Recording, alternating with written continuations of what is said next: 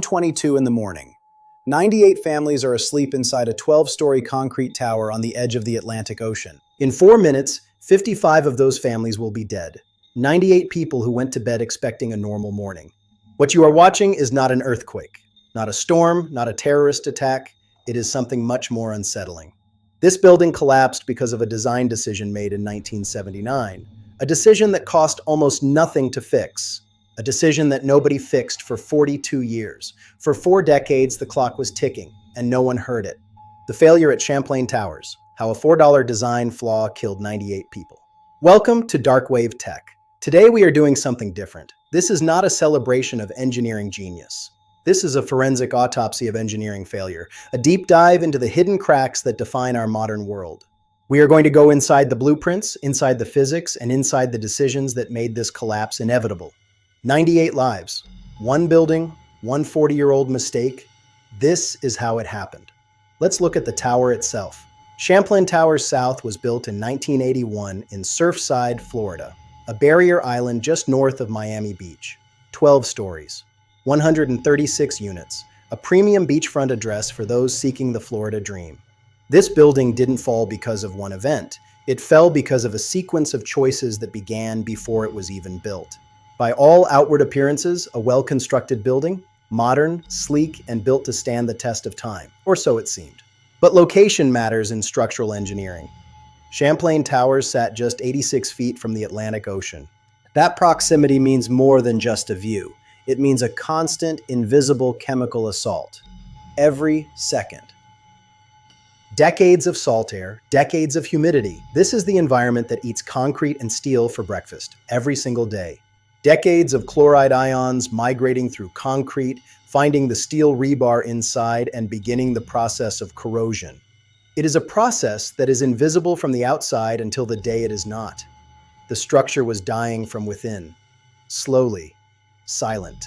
Invisible for years, but catastrophic in its conclusion. To see the root cause, we have to look even deeper. Into the plans. 1979. Here is where we begin the forensic analysis. The pool deck, a flat concrete slab sitting at ground level above the garage. In the original structural drawings, there is a detail that structural engineers today describe as deeply problematic. Fatal, design-level error. The pool deck slab was designed to slope toward a drain. Sounds simple. But here is the fatal engineering mistake. Water did not reach the drain. It drained toward the building, toward the structural column connections, and pooled there for 40 years. Every time it rained, every time someone used the pool, water sat directly on the most critical points. Sitting water is the enemy of structural concrete, and this water had 40 years to do its worst, invisibly, night and day, 14,000 days. In 1981, the year the building opened, engineer William Fenno flagged these major waterproofing concerns in a report. The warnings were there from day one. An engineering defect baked into the very foundation of the building. It was a structural time bomb. In 2018, Morabito consultants documented extensive concrete deterioration. They called it above and beyond maintenance, much worse than expected. The repair estimate, $9 million. The repairs that were made before the collapse, none of the critical ones. None. Zero. To understand what happened, you need to understand one specific type of structural failure. It is called punch shear failure, a term every structural engineer knows and every building resident should understand. Let's look at the physics. In a flat plate concrete structure, floors are supported directly by columns. All the load transfers through a small zone. Engineers call this the critical perimeter. If that concrete is degraded or corroded, the column does not hold the slab up anymore. The slab punches down over the column, or the column punches up through the slab. One failure point, one connection, 1 second is all it takes. When that connection goes, the stability of the entire floor above is lost. It is sudden, violent, and absolute. And the entire floor above goes with it. This was the silent, invisible killer waiting inside the concrete for 40 years. When one connection fails, the load it was carrying does not disappear. It redistributes to the adjacent columns immediately. But those connections are already under stress, so they fail, which pushes more load to the next connection, which fails.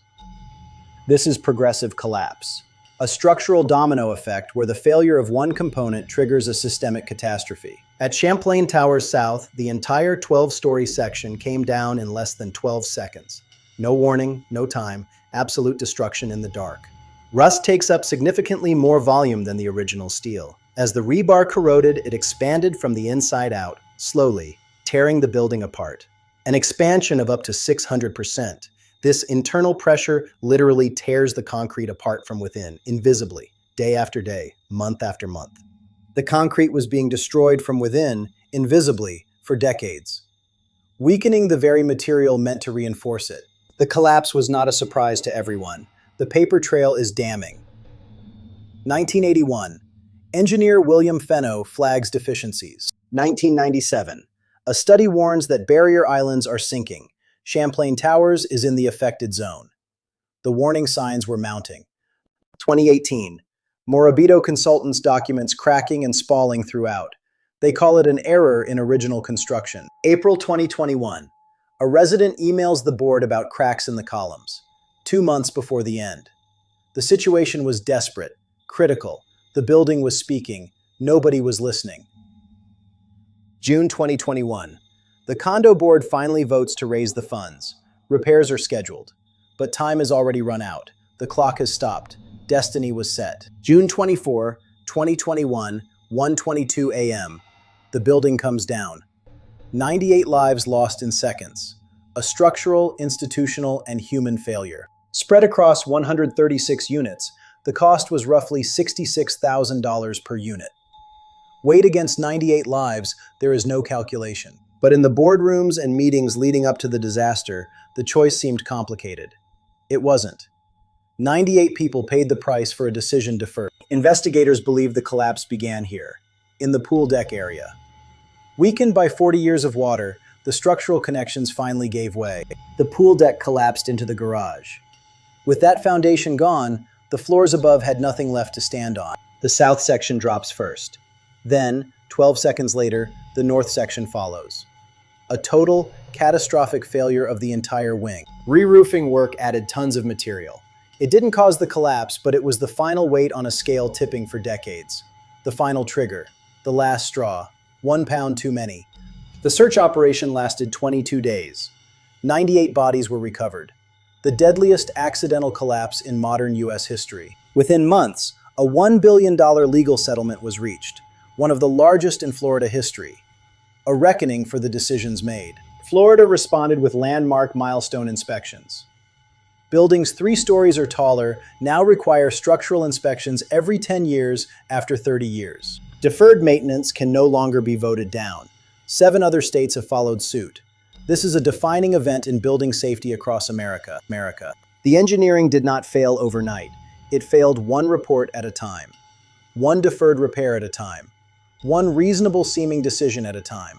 Engineering is a pact between those who build and those who live. When that pact is broken, the consequences are measured in lives. That is the lesson of Champlain Towers. And that is why it matters. To ensure it never happens again, anywhere, to anyone, at any time. Subscribe. The next video goes inside a structure that, by every calculation, should have failed a century ago and somehow has not. Stay tuned.